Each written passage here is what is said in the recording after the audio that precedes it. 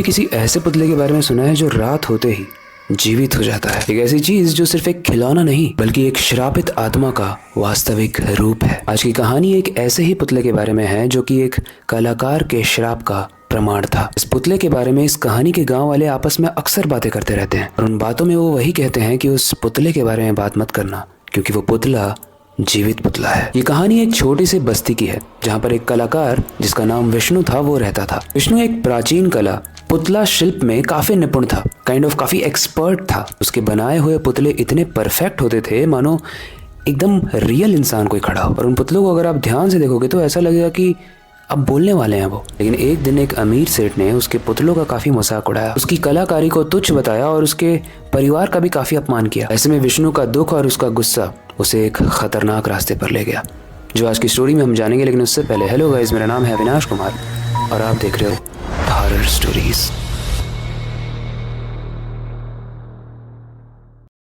विष्णु के साथ उस सेठ ने दुर्व्यवहार किया तो विष्णु ने गुस्से में एक पुतला बनाया। बाकी लोगों के लिए दिखने में वो पुतला था लेकिन विष्णु ने उसे एज अ पुतला नहीं बल्कि एज अ जीवित प्राणी बनाया था, क्योंकि उसने उस पुतले को बनाने के लिए अपनी कलाकारी के अलावा तंत्र विद्या का भी प्रयोग किया था। उसने अपना काफी खून उस पुतले के अंदर भरा और एक श्रापित आत्मा का भी संचार उस पुतले के अंदर डाल दिया जिससे उस पुतले की खतरनाक आत्मा जाग जाए। इस पुतले का नाम उसने राकन रखा। उसके बाद से गांव में एक अफवाह है कि राकन रात में जीवित होता है। जिसने भी उसे देख लिया वो दोबारा कभी नहीं मिलता। लोगों के मन में उस पुतले को लेकर काफी भय हो गया, लोग काफी डरने लगे और इसी वजह से लोगों ने धीरे धीरे विष्णु के घर पर जाना ही बंद कर दिया। लेकिन अक्सर लोग ये बताते थे कि किसी काम की वजह से अगर विष्णु के घर के पास से उन्हें गुजरना पड़ा तो एक बहुत ही डरावनी सी फुसफुसाहट उन्हें सुनाई देती थी और कई बार तो ऐसा प्रतीत होता था जैसे उस घर के अंदर एक लकड़ी के पुतले के कदम चल रहे हों। लेकिन स्ट्रेंज बात यह है कि कुछ ही महीनों के बाद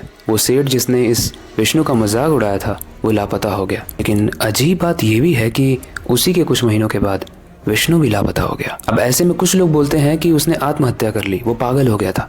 वहीं कुछ लोग बोलते हैं कि राकन जो विष्णु ने ही बनाया था वो पुतला ही विष्णु को निगल गया। जो भी हो, लेकिन उस घर में वापस कोई नहीं गया। इस पुतले की और इस विष्णु की कहानी काफी फेमस हो गई।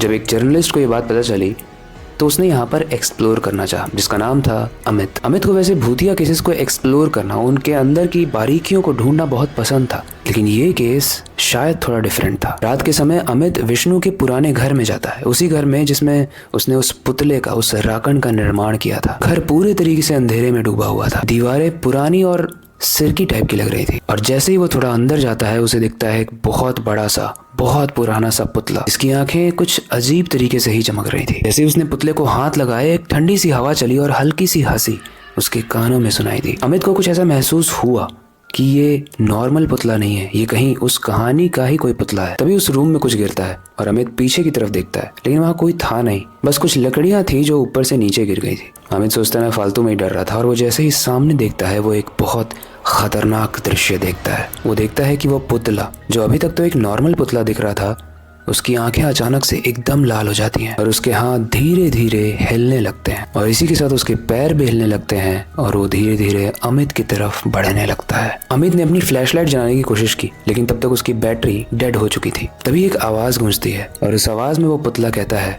मुझे एक नया शरीर चाहिए। अमित ये सुन के बहुत डर गया और उसे ऐसा रियलाइज हुआ कि अब उसे समझ में आ रहा है कि वो विष्णु जिसने इस पुतले को बनाया था वो कहाँ गया, क्योंकि उसे टेबल पर एक किताब दिखती है जिसमें लिखा था राकन को हर 6 महीने में शरीर चेंज करना होगा तभी वो जीवित रह पाएगा।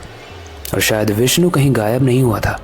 इस राकन ने, इसी पुतले ने जिसको विष्णु ने ही बनाया था, उसने ही विष्णु को खा लिया और अब वो अमित को खाना चाहता है। अमित ने पूरी जान लगा दी, वो वहां से किसी भी तरीके से बस भागना चाहता था लेकिन बाहर का दरवाजा बंद हो गया। उसकी सांस बहुत तेज हो गई और धीरे धीरे वो पुतला उसकी तरफ बढ़ने लगा और पुतले के हर कदम की आवाज इतनी डरावनी थी जिससे अमित की रूह कांप रही थी। लेकिन तभी अमित के हाथ में एक लकड़ी लगती है और वो उस पुतले की तरफ फेंक के मारता है, लेकिन वो लकड़ी उस पुतले के एकदम आर पार हो जाती है, मानो वो कोई हवा हो। राकन यानी वो पुतला अब और अजीब और डरावने तरीके से हंसने लगता है। अमित चिल्लाते हुए दरवाजे को तोड़ने की पूरी कोशिश कर रहा था, लेकिन तभी राकन का वो लकड़ी वाला हाथ आकर अमित के गर्दन को पकड़ लेता है और अचानक अमित एकदम से रुक जाता है। उसकी आंखें चौंधिया जाती हैं, उसके शब्द रुक जाते हैं और उसका देह, जिस्म, जान सब कुछ धीरे धीरे लकड़ी में तब्दील होने लगता है। धीरे धीरे उसका पूरा शरीर, हाथ पैर सब सूख जाता है और वो एक लकड़ी का पुतला बन जाता है। सामने मिरर में जब वो अपने आप को देखता है तो देखता है कि वो एग्जैक्टली वैसा ही पुतला बन गया जैसा अभी अभी उसने देखा था। सुबह जब गांव वाले वहां पर आते हैं तो वहां पर अमित नहीं था, लेकिन एक नया पुतला था, एक ऐसा पुतला जो अमित जैसा ही लग रहा था। गाइस, ऐसा माना जाता है कि मध्य प्रदेश के छिंदवाड़ा डिस्ट्रिक्ट में आज भी वो पुतला रखा गया है और जब भी उसे कोई देखने आता है तो उसे देखकर लोग महसूस कर पाते हैं कि शायद उसकी आंखों की पुतलियां हिली या उसका हाथ हिला। वेल, अब ये अमित का पुतला कितना ज्यादा जीवित है वो तो नहीं पता, लेकिन एक चीज हम इंटरप्रेट कर सकते हैं कि विष्णु लापता नहीं हुआ था, उसे उसके पुतले ने ही मारा था। उसके बाद क्योंकि उस पुतले को जीवित रहना था तो वो नए शरीर की तलाश में था, तो उसने अमित को मार दिया। और अब ये कहने की जरूरत नहीं है कि अगर ये कहानी सच है तो वो पुतला अब दूसरे शरीर, दूसरे देह की तलाश में होगा। और अब मुझे नहीं पता कि कोई भी अगर उसे छुएगा तो कैसे उससे बचेगा। शायद ये एक श्राप है जो कभी नहीं रुकेगा। वेल, यहाँ पे ये कहानी अंत होती है, लेकिन आपको क्या लगता है, क्या वो आत्मा जो म्यूजियम में अब रखी गई है, वो पुतला, क्या वो वैसे ही खड़ा रहेगा या फिर वो किसी नए शिकार की तलाश में होगा? मुझे कमेंट सेक्शन में ज़रूर बताना। ये कहानी आपको कैसे लगी, उससे रिलेटेड कोई फीडबैक हो तो उसे भी आप हमें कमेंट सेक्शन में बता सकते हो।